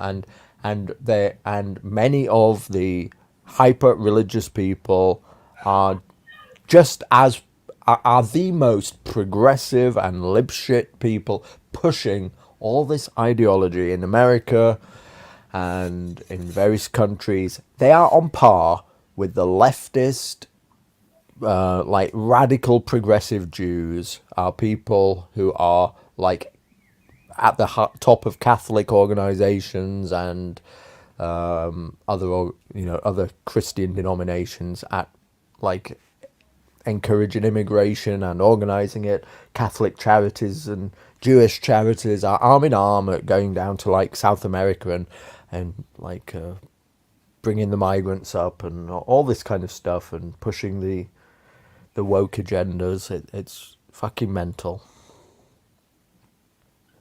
But the church was always a creature of the state. People don't understand. The state created, the Roman Empire created the Catholic Church.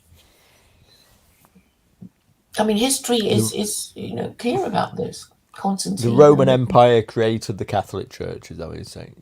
You're the Caesar's Messiah thing, are you? No. Okay. Pontifex is the Latin title for the Pope. Yes. And you think, oh, that goes back a long time. But before Rome Christianized, there was already a pontifex. So it just means chief priest of the Roman Empire. So it was always a creature of the state. And therefore it should be no surprise that the church now just says liberals get to heaven too.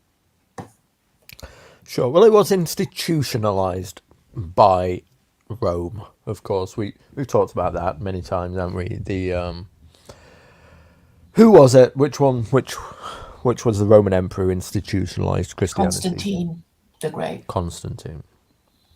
So there we go. Yeah. So, but it didn't prevent the fall of the Roman Empire. And then after the Roman Empire fell, all the barbarian kings of Europe decided to take it up, and but that didn't stop Christendom from ending in 1918. Do you know what? Yeah. Do you know how and why it ended in 1918? Go on. What's your premise? No, it's not a premise. It's historical fact. So basically, 1917 was also the year of the Russian Revolution, and we all know what happened to the Russian royal family, don't we? Bolshevik revolution, and they were murdered in a basement. Yes, the entire royal family, and before the Russian. So would you agree that represents a rejection of Christianity and monarchy? I think that no, I need more information to come to that conclusion. I think it Oh, was an I mean, internal revolution. well, after uh, after the Sounds like a stretch, to be fair, Claire. no, I mean, communism became the operating political orthodoxy of Russia, not Christianity anymore. So, I mean, this is a very clear transition. I mean, same thing with the French Revolution. So you're saying the Bolshevik Revolution was like the takeover of atheism? Is that what you're saying? Yeah, The but the replacement French of Revolution atheism. was, yeah, the French Revolution was also a take, a rejection of Catholicism and kingship in France in the late 1700s. But what about America?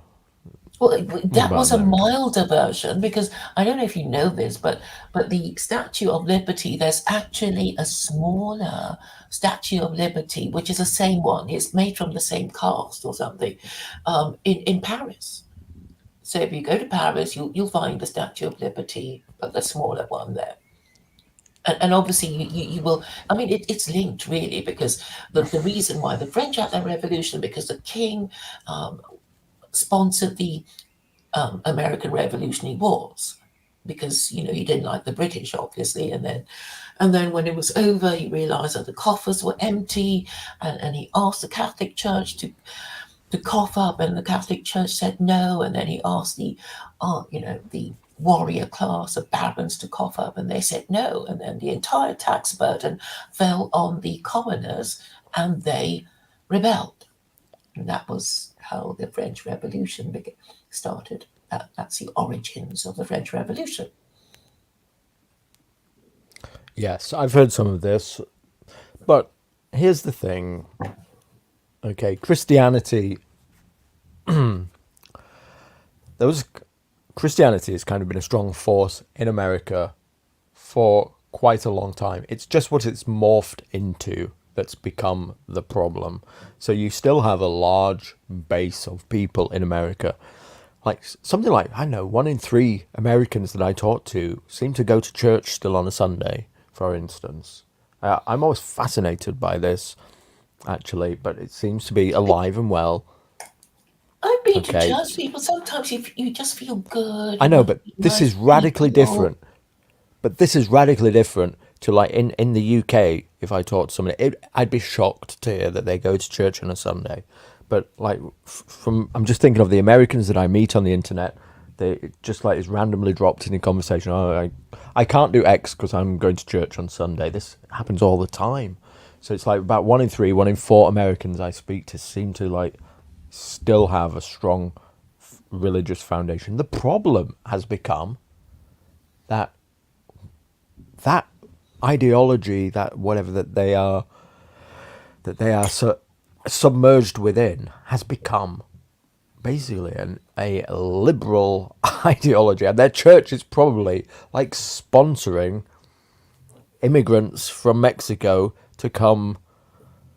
I'm probably asking like the congregation to like sponsor an immigrant, rent out a bedroom to an immigrant and shit like this, and they probably have trans priest day and all this kind of stuff. It's become in the modern age something entirely different to what its functional purpose ever was, and this is a problem now. Part of this, I think, maybe because this is how Christianity has survived throughout the ages, its ability to adapt and morph into like the religion of the day.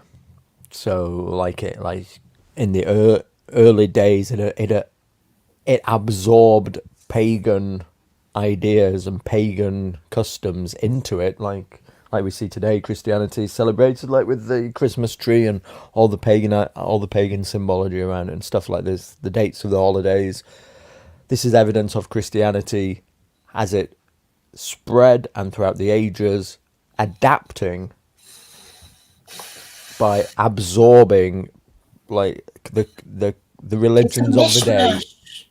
within to it. Yes. Yeah, Yes, it's just a may be accurate. conglomeration, and yeah, and it's completely unwieldy, and it doesn't work because people But it's don't a believe in survival it. strategy. It's been a survival Well, it strategy. hasn't survived.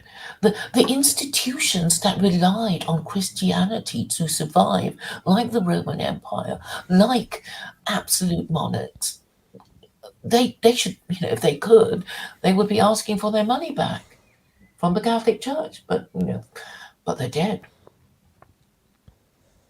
I mean, okay, I was having this conversation with somebody who said, "Oh, Britain's so stable. Look at a wonderful constitutional monarchy," and it's like, well, I mean, if you have a think about it, what kind of king would allow himself to be turned into a constitutional monarch unless they had no choice, unless they sort of thought, oh, what happened to the Russian monarchy? What happened to the French monarchy? What happened to But a very Charles smart the king, First? really.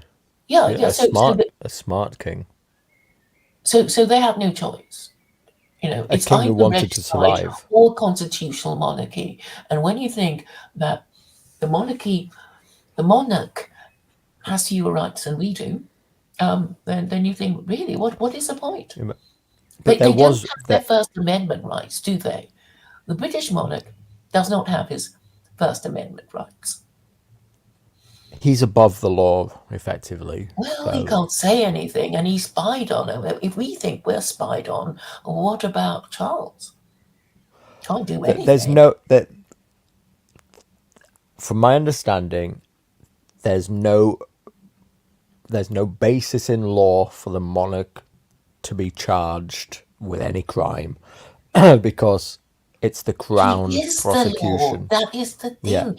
If So you look at he is all above the the law. Yeah. yeah, you look at all the legal cases. This is something that all Yeah. the So he criminal can't cases. commit a crime. He can't commit a crime. Yeah, yeah, yeah. And that's why you never saw a royal in court because it would just be inconsistent with the position of the royal family. And stupid Harry, goes to court and confuses everyone.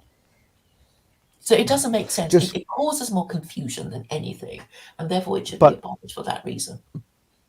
just to go back to what you were saying, I mean, Britain England did face regicide, of course. We had the Civil War. Charles I was executed. Yeah, and in the end, because Cromwell behaved like a king, because when he died, he was just going to bequeath his position as Lord Protector to his son, and nobody liked his son, and so they thought, if Cromwell's going to behave like a king, we're going to have a proper one, and they restored the monarchy. But I've Yeah. actually thought the whole thing through, Stephen. I should have a job for Charles after his abdication. Go on. What is it? Well, he's going to be his own Archbishop of Canterbury, isn't he? Because technically, the monarch is the head of the Church of England. So he can become his own Archbishop of Canterbury. I think he'll have fun with that. Yeah. Well, there's no sense that the monarchy is going to be abolished whatsoever. It serves its We're very purpose. useful. The British crown is very useful to the Americans because you mentioned Tony Abbott, but obviously Australia is of strategic importance to America Sure. because in wanting to in its bid to disrupt the trading routes of China. Yeah. I think Japan is much more useful, to be honest. But yeah, you have a point. I mean, Australia's sandwiched right down there below Indonesia, isn't it? It's Japan that's the strategic outpost for Well, I think America. they're taking back Subic Bay. That there is already a U.S. naval base in Singapore. Yeah. I don't know much about that part of the country. Contrary to claims in the chat, just because I said I was in Thailand for a year. Anyway, people know that part of my life. Yeah.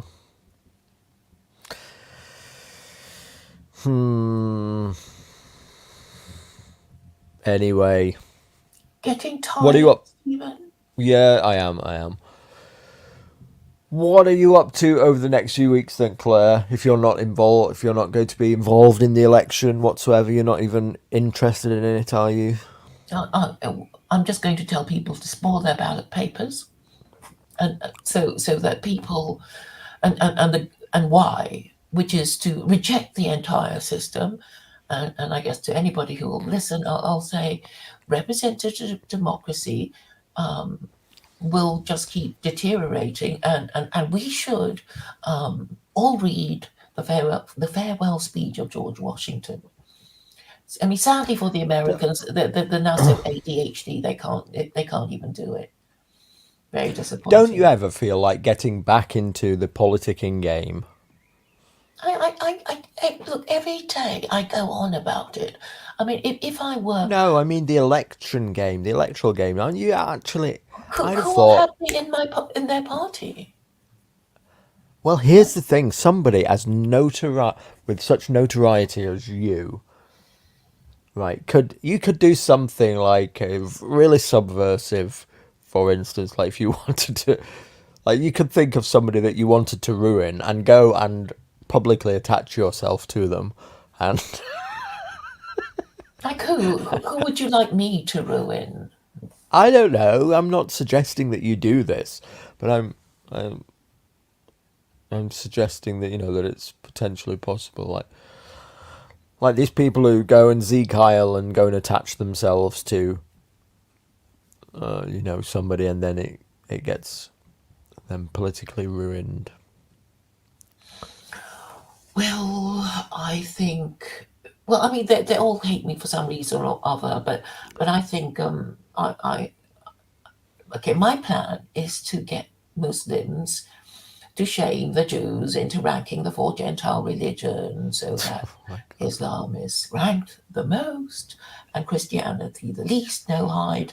And then the penny will finally drop with Westerners that they have to abandon Christianity because it has failed them.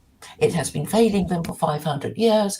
And then I invite Westerners to think why they have such crap historians who don't notice things like that. That Christendom ended in 1918. It means Christianity has failed. It has failed these absolute monarchs who thought Christianity is going to protect their divine right to rule, and it didn't, and everybody's just clinging to Christianity like it was a precious family heirloom that they can't bear to get rid of. But well, yes, I mean, it's very pretty, all the cathedrals and the stained glass windows and whatever, but you need a living faith or a living political system that you will hold on to and obey and follow and talk about and not just laugh at. And it's black bin bags and No, it doesn't have chopping to of the be. hands and No, it doesn't have to be at all. lashes at dawn. On Saturday at the local shopping mall, in the town square.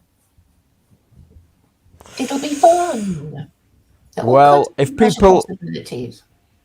if people are excited by your proposition of reintroducing slavery, bringing back hanging, Licensed brothels in red light. Licensed brothels, whipping in the local mall, public whippings, and all this kind of stuff. Where can they find you? They can find me by clicking on Secular Coronism Linktree, and then they'll get my Odyssey channel, my YouTube channels, and all the rest of it. And if you follow her on Twitter, she will pester the fuck out of you, so go ahead and do that, won't you?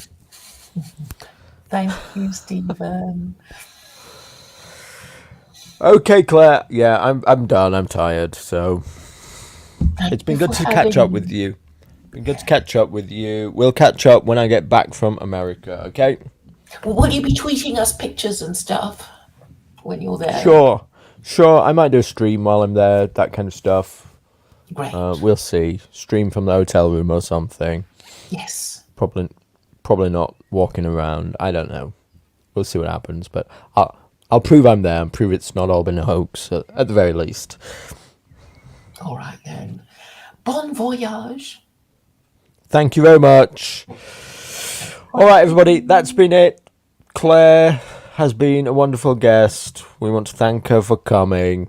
She's crazy. We know that, but she's a good laugh. Okay. All right, everybody. Off you go. Appreciate you. Even those who disagree with me. Even those who argue with me. Even the Wignats. And I'll see you in the next one. Bye for now.